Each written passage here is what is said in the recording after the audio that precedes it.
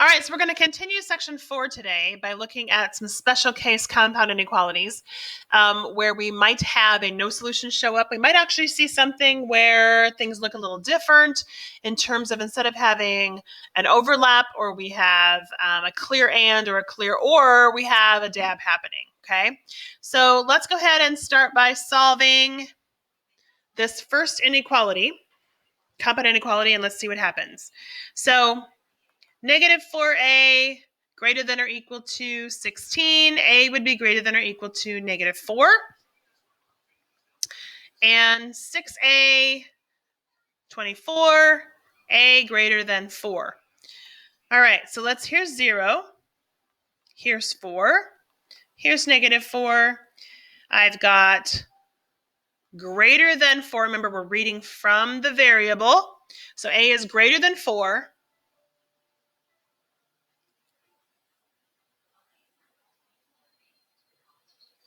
And I've got to go back and fix this one. So I missed a step here. Hopefully you caught that. So there's negative 4. This guy needs to flip. So this one should be a closed circle to the left. All right, now, this graph is clearly an OR. Okay, it is clearly an OR. But here's an issue. This is an AND. So remember, an AND says I have to have two different solutions overlapped, okay? Two different solutions that are overlapped. And every time I bite, I have to get peanut butter and jelly. There is no place on here that I can bite and get both. So this one is a no solution, okay? So if I have an and it graphs as an OR, and I've checked my work, and I see that nothing is wrong, like check your work, check your negatives like I did, and make sure you didn't lose a sign. If I do that, and I see that an and graphs as an OR, and they didn't make a mistake, I know it is no solution. And vice versa, if it's an OR problem and it graphs as an and, it is also a no solution. All right? Now, let's take a look at this one. So 3y plus 4 less than negative 5. 3y is less than negative 9. Y is less than negative 3. And negative y greater than or equal to 4. Y, flip my sign, negative 4. So here's 0. Here's negative 3. Here's negative 4. Okay, so close circle this direction and open circle this direction. Now, this one is a special case. Okay, this is a special case. So for those of you who remember when they used to dab, we can have one-sided absolute value or inequalities. Okay, we can have one-sided inequalities on ands and ors, but you have to figure out which one of these two inequalities is actually the most powerful. Okay, is it the y is greater than or equal to negative 4? Is it the y is less than negative 3? Well, here's the thinking, okay? We know that an or means we have at least one. You have to have at least one to have an or. So if I bite here, I'm going to get 1, 2. So that definitely works. Okay, again, because that's at least 1. But if I bite over here, I'm still going to get 1. So what happens is this one, the y is less than negative 3, is actually the most powerful on an or because it comes over top of the other one or contains the other one. Okay, it contains the other one. So on an or, it's always going to be the one that's on top or the one that overshadows or encompasses the other one. If we have an and, so let me draw another one down here. So let's say we have, here's a negative 3, here's a negative 4, and I'm going to go this way. And this one is an and. Okay, if I bite here, I only get 1. But if I bite here, I get 2. So the inequality that would be the most important would be this one. So that would be x is greater than negative 3. So there is a difference in terms of what happens when they overlap. Okay, those are special cases. So pay attention to whether you're looking at an and or whether you're looking at or. These don't happen very often, but just be aware that they exist. Okay, be aware that they exist.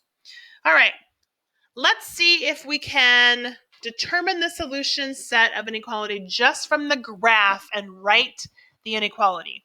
So obviously this is an or, okay? And I like to think about this pretty simply. I like to think about this being, starting with my or in the center, and then I have x, and I'm going to have an inequality, and then my number. Okay, so it kind of starts like this. And then all I have to do is figure out which one of these inequalities fits in the box. Okay, which inequality fits in the box? So this is an open circle going to the right, so x is greater than 2. This is a closed circle, so less than or equal to -4. And I think ORs are really easy because ORs in the center, I've got the inequality on the left and the inequality on the right. Now, we've practiced writing the compound when we were solving equations. Now we're going to pull it straight from the graph. So we're going to start with the x on the and. Remember, we're going to write the number, and then in here goes the inequalities. And if you remember, on an and, which direction do they always point? They always point to the left. So this is my first one. So pointing to the left, it's closed circle. And this one would be greater than, so x is greater than 2. It's eating the x. It's eating the x. Again, pointing to the left. Okay, pointing to the left. All right, let's see what you can do with these two.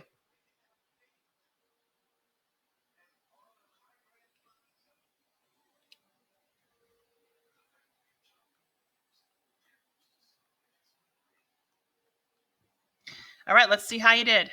So I have less than 9. Take that back. How about greater than 9? And I have less than 7. And down here I have x, a -3, a -8. And again, these are pointing to the left.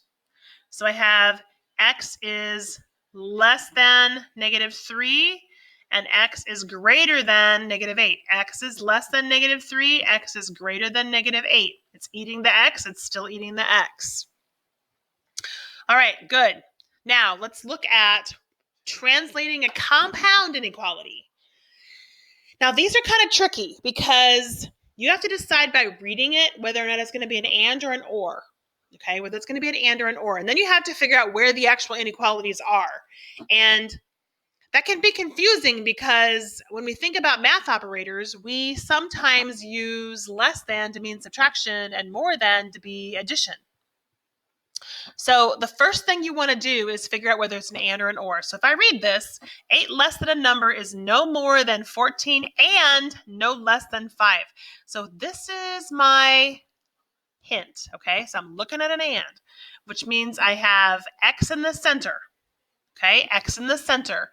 And I'm going to have some sort of expression, some sort of inequality, and my number. So my 14 is going to be over here, okay?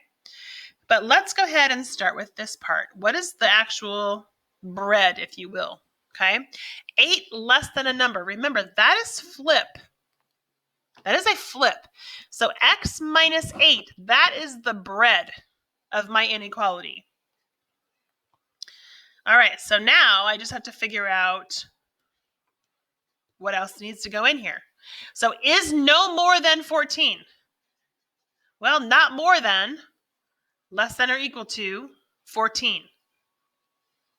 Is no less than? Well, that would be the same as not less than. Notice how it is pointing this direction. So this would be x greater than or equal to 5. What direction do they point on an and? They always point to the left. So again, I have to make sure that it is pointing to the left. Okay, do not assume that this side is actually going to point to the right because you're reading from the variable. Okay, you're reading from the variable. All right, let's see what we can do with these two. The sum of a number and 3 is between -8 and 10. Well, if it's between, that tells me it's an and again. So here's my x, here's my 10, here's my negative 8. Okay? Let's finish up our actual expression. The sum of a number and 3. So the bread is x plus 3. Okay, so if something is between, that means it can't go above 10. So it's got to be less than 10 and greater than negative 8. So in between, if I was to look at that as a graph, here's negative 8, here's 10. If I'm between, I'm looking at that. Okay, the solutions would be in here. And it would not be the negative 8 and it would not be the 10. All right, let's try this one. The product of negative 5 and a number is greater than 35, or, that's a good sign, we have an or, less than 10. Okay, so the product of a number, of negative 5 and a number, so negative 5x, and we have 35 and we have 10, is greater than 35, less than 10, and I'm done. Okay, the ors tend to be a little easier than the ands when you're trying to translate those compound inequalities. All right, so you should be good to go to work on some practice today. Watch for those special cases. And we're going to move on to absolute value inequalities tomorrow, which are going to be compounds.